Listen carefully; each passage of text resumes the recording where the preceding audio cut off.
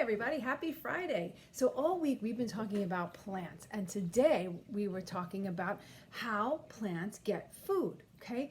We know from the story that we read that we can't give plants pizza, and we can't give plants cheeseburgers, and we can't give plants doggy bones because that is not what a plant needs to grow.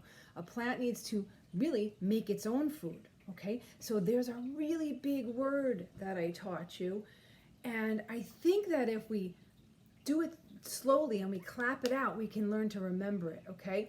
Do you know what that word is that describes how a plant makes food? That's called photosynthesis. Let's clap that out. Ready? Photosynthesis, okay? Photosynthesis. Okay, that's 5 times we clapped. It's 5 sets of sounds, okay? Photosynthesis. We could also break the word into photosynthesis and put it together, and that's how we can remember. If you can remember that word and you can remember what it means, you can blow the minds of your grown-ups at dinner tonight, okay? When you're sitting at the table and you say, hey, we're eating, I'm hungry. When I need nutrition, I eat nutritious food. But when plants need to eat, they use a process called photosynthesis. And let's break it down to make it easy to understand. So here I have a picture. What do you see in the picture? What's this? That's the sun. What's this? That is the flower. What are the parts of the flower? The roots, the stem, the leaves, and the flower. And in here is where the flower makes new seeds, right? So let's break photosynthesis down, okay? It's the way that a plant makes food, okay? So what happens is the plant is like, I'm so hungry, I'm hungry, I need to eat. I need to eat right now. I'm gonna faint if I don't eat soon, right? That's what the plant says, and so looks up into the sky and sees the bright shining sun.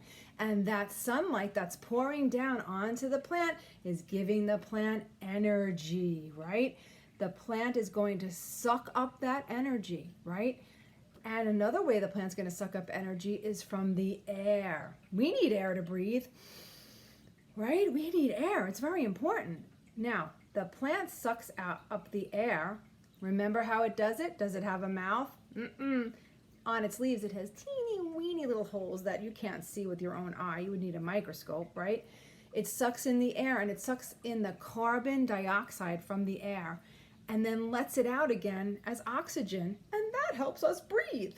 So not only is it helping the plant eat, but it's helping us breathe, okay? Now, when the plant sucks in this air, this carbon dioxide, it does something very magical. Science is like magic, isn't it? Okay? It sucks it in. Not only does it release oxygen for us to breathe, but it also turns the air into food for the plant. And it uses these little tiny green cells, because really, anytime you look at a plant, what color are the leaves every time? They're green.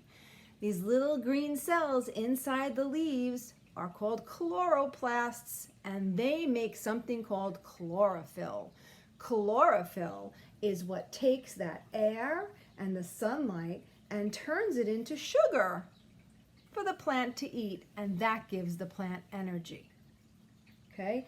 That's the way photosynthesis works. And then the plant, as we know already, its roots suck up nutrients from the soil, and as we demonstrated today, it sucks it like a straw all the way up to the top through capillary action, right? So it takes the water in through the roots, and that's how it eats also, okay? So we know why now a plant needs sunlight and air and water, because that is what feeds the plant, and that is what makes photosynthesis happen. The magic of photosynthesis happens with the sun that gives energy and the air that goes into the leaves and activates the chloroplasts, those little green guys that are cells that make chlorophyll that turn into sugar that feeds the plant. It's like magic, right? But it's science. He blinded me with science, right? Cool. Now, to demonstrate the green part of a plant, and all what those little green cells, which are called what? Chloroplasts, that make chlorophyll.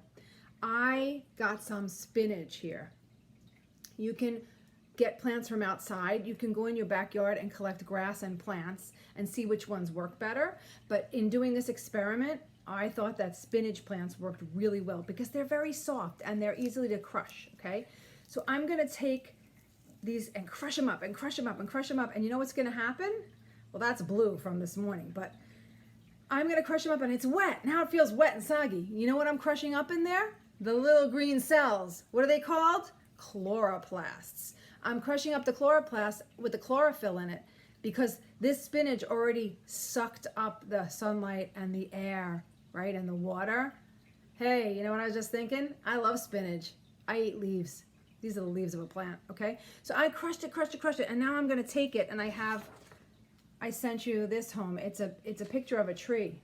Look, it's green. How did I do that?